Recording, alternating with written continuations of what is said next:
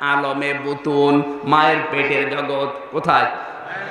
এখানে আমরা কমপক্ষে 10 মাস 10 দিন অনেকেই ছিলাম। এর আগে অনেকে দুনিয়া থেকে বের হয়ে আসছে না? 10 মাস 10 দিন সময় দেওয়ার মতো অনেকের আর সহ্য হয় না, এই জন্য কেটে বের করে নিয়ে আসে আগেই। আল্লাহ বলেন, আল্লাহু আখরাজাকুম মিন বুতুনি উম্মাহাতিকুম, মায়ের পেট থেকে বের করার দায়িত্ব আমি আল্লাহর। আমার উপরে ভরসা যখন মানুষ ছেড়ে দেয়, তখন আমি ওই দায়িত্বটা ওর উপরে দিয়ে দেই। তখন আর নিজে বের করতে পারে না, ডাক্তার দিয়ে কেটে বের করে। এখন ডিজিটাল সিস্টেমে চলছে, যারা সিজার করছে অধিকাংশ মেয়েরা ডাক দিয়ে বলছে, ডাক্তার সাহেব দাঁড়ান, এখনই কাটার দরকার নেই, আমি একটু সেলফি তুলে নি। সিজার চলছে আর সেলফি তুলে ফেসবুকে দিয়ে দিচ্ছে যে আমার অমুক জিনিস হচ্ছে। তুমি একটু কষ্ট করে জন্ম দাও। কিছুই টের পাচ্ছে না, মা হওয়ার যে কষ্ট এখন অধিকাংশ মেয়েরা আর টেরই পায় না। কথা বলো না, এক ইনজেকশন মাজায় দিয়ে দেয়, আর কিচ্ছু জানে না কি করছে, আল্লাহ জানে। সম্মানিত মা বোনেরা, এটাতে কিন্তু আপনি চিরস্থায়ী ভাবে পঙ্গু হয়ে যাচ্ছেন।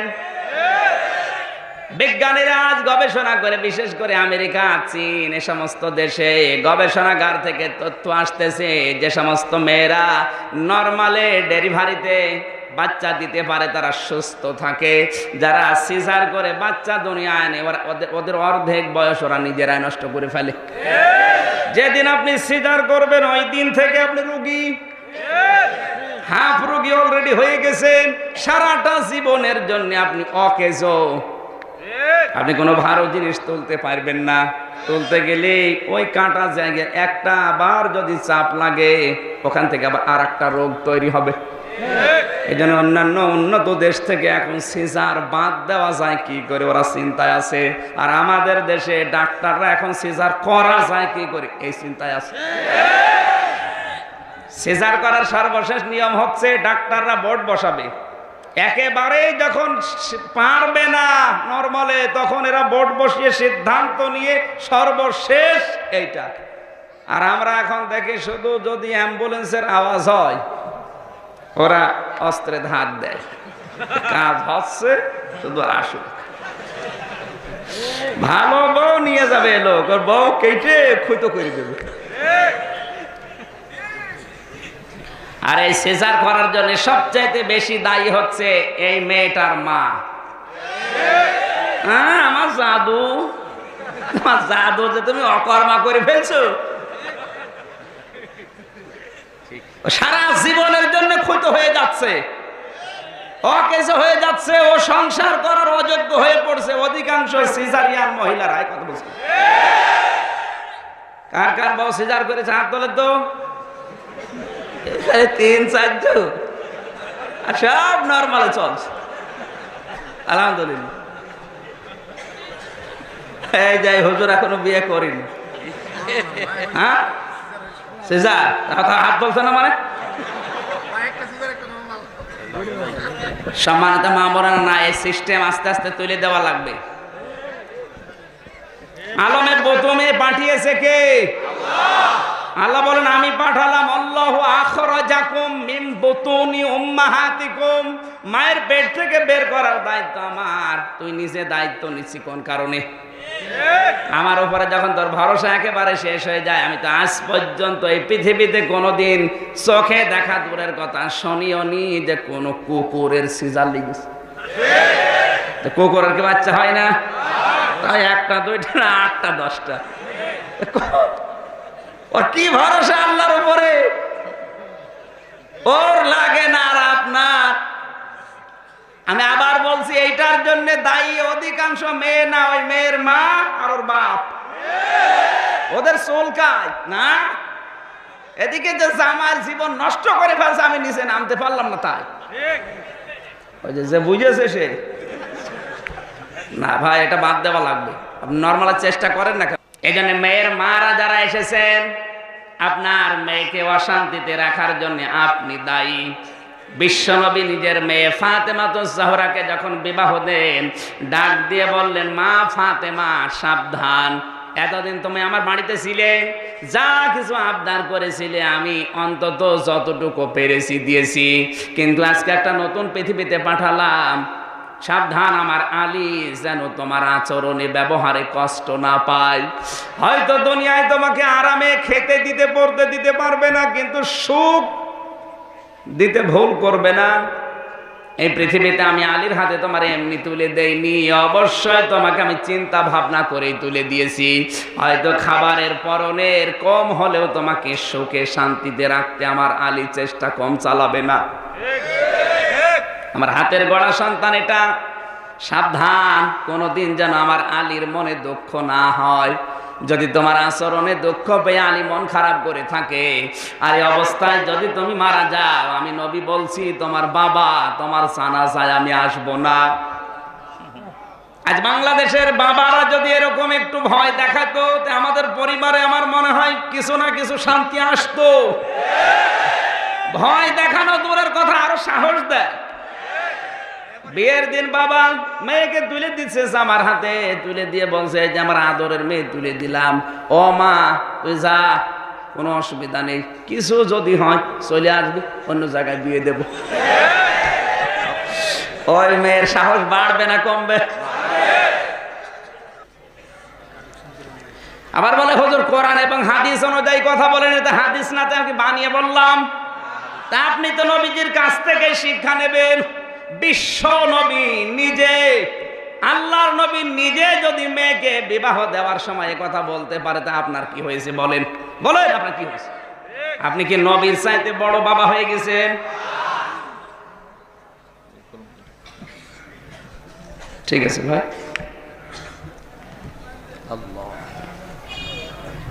আমরা হায়াতের দ্বিতীয় নাম্বার যে ব্যাখ্যায় ছিলাম, মায়ের পেট থেকে সন্তান নিয়ে আসার দায়িত্ব আপনার না আল্লাহর? এই দায়িত্বটা এখন এই মারা জোর করে তুলে নিচ্ছেন কোন কারণে? স্বামীর টাকা খরচ হয়, রিস্কে থাকে, ও ছাতা মরে গেলে তো আর এক জানতো না, কারণ আর একটা বাচ্চা যদি উপরে থেকে থাকে সে মা পাবে কোথায়? এই দেশে এরকম হাজারো শাশুড়ির কারণে জামাই বাধ্য হয় সিজার করাতে। আপনার মেয়ের একটু কষ্ট সহ্য করতে পারবেন, আমরা সারা জীবনের জন্য ক্ষুত করে দিচ্ছেন, অকেজ করে দিচ্ছেন, দুর্বল হয়ে যাচ্ছে, ও সারা জীবনের জন্য রোগী হয়ে যাচ্ছে।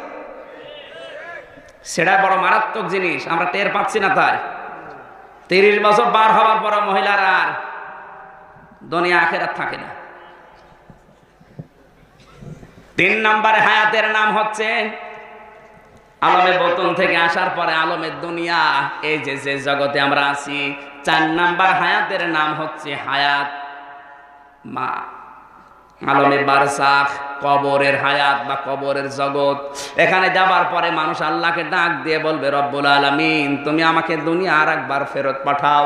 ক্বালা রাব্বিরজিউন লাআল্লি আ'মালু সালিহান ফীমা তারাকতু কাল্লা ইন্নাহা কালিমাতুন হুয়া কাইলুহা ওয়া মিন ওয়ারাইহিম বারযাখুন ইলা ইয়াউমি ইউবাসুন। আল্লাহ পাক বলেন, এই লোকটা যখন কবরে যাবে সঙ্গে সঙ্গে আমাকে বলবে, রব তুমি আরেকবার দুনিয়া আমারে ফেরত পাঠাও। এবার যদি ফেরত যেতে পারি তোমার আর কিছু বলা লাগবে, আমি এমনি ভালো হয়ে যাব। আল্লাহ বলেন, এই তো এটা তো মুখের কথা, এটা তোর কথার কথা, এরকম কথা জীবনে বহু আমার সাথে ওয়াদা দিস, একটাও ঠিক রাখিসনি। সুতরাং এখন যেখানে এসেছি সেখান থেকে আর ফিরে যাওয়ার মতো কোনো কায়দা নেই।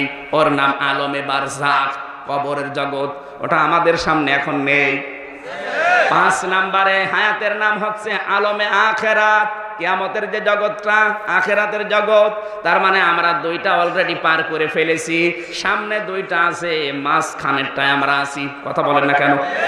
আমাদের উচিত হচ্ছে এই হায়াতে থাকাকালীন আখেরাতের পুঁজিগুলো তৈরি করে নেওয়া।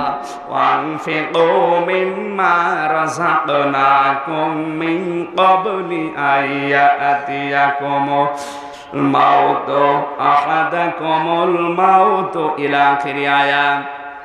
তোমাদের ভেতরে যখন কারো মরণ চলে আসে, এই 5 নাম্বারের 5টা হায়াতের ভেতরে 3 নাম্বার হায়াত যখন শেষ হয়ে যায়, মরণ আসার সঙ্গে সঙ্গে আজরাইলকে দেখে ওই একটা কথা বলে, আল্লাহ তুমি একটু সময় দাও, একটু পানফিকু মিম্মা রাযাকনাকুম মিন ক্বাবলি আইয়াতিয়া আহাদাকুমুল মাউতু ফায়াকুলা রাব্বি লাউলা আখখারতানি ইলা আজালিন করিব ফাসাদদাকা ওয়া আকুম মিনাস সালিহিন। আল্লাহ তুমি একটু হায়াত দাও, বেশি দিন না, মাত্র কয়েক ঘন্টা।